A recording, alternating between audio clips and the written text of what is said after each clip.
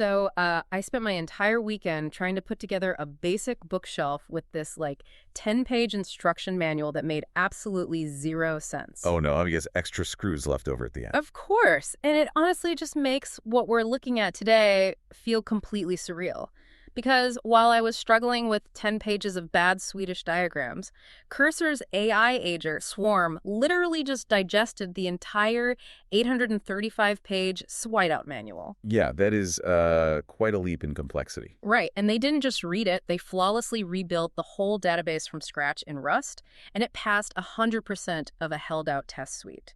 So for our deep dive today, we are unpacking how this AI swarm actually pulled off that level of coordination, the clever fixes for those classic AI bottlenecks, and what this means for how you'll build software in the future. It's an incredible technical achievement. Usually when you hand an AI a massive open-ended task, its context window gets totally overwhelmed. It just spirals into chaos, right? Hallucinating and overwriting itself. Exactly. But looking at the notes on this new sworn architecture, they avoided that spiral using a really strict division of labor. It's a trees and leaves structure. Okay, so breaking that down, you've got planner models and worker models. Right. The planners use the smartest frontier AIs, and they break down the overarching goal.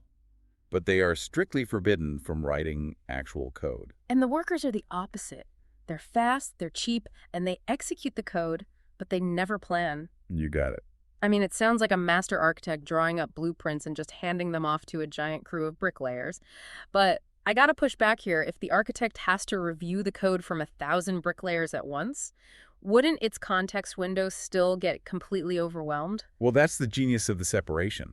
The planner actually doesn't read every single line in the worker's code. Oh, it doesn't? No. A worker spends its entire context window on one highly specific, isolated function.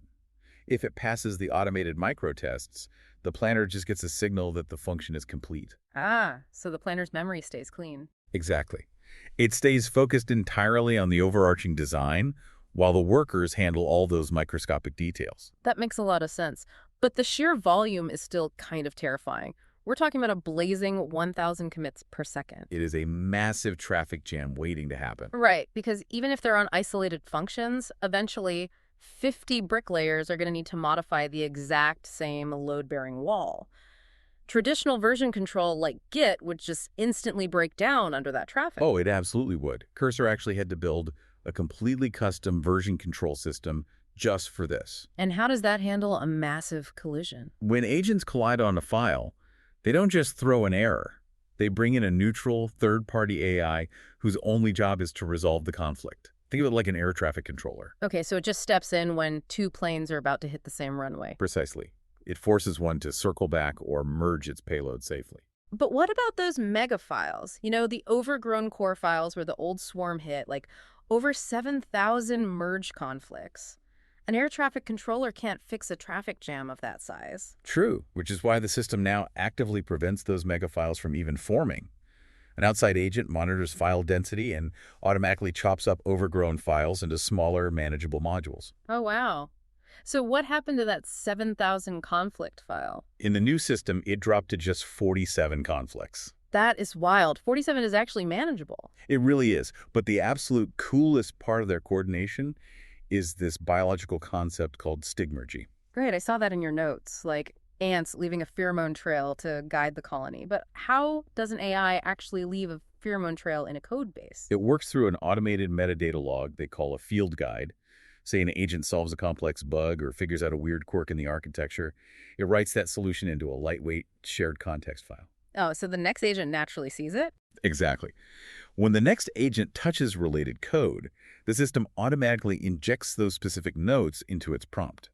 They naturally shape the environment, making the next agent's trajectory much shorter and smarter.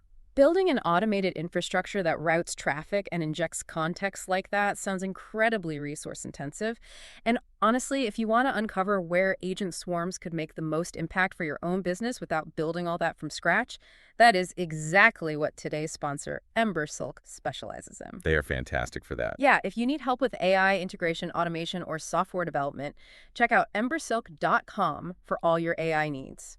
So jumping back in, this planner worker architecture must have solved the massive financial bottleneck of running all these agents, right? Drastically. If you tried running this entire swarm On a massive frontier model like GPT 5.5, rebuilding that database cost over $10,000. Ouch. Yeah, but by using this hybrid approach, relying on Opus 4.8 for complex planning and a cheaper Composer 2.5 for the high-volume worker tasks, the cost plummeted to just $1,300. And they still maintain that 100% test score. They did.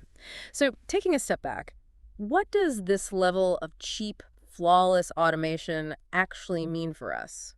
It means the swarm effectively acts as a probabilistic compiler. A compiler. Yeah.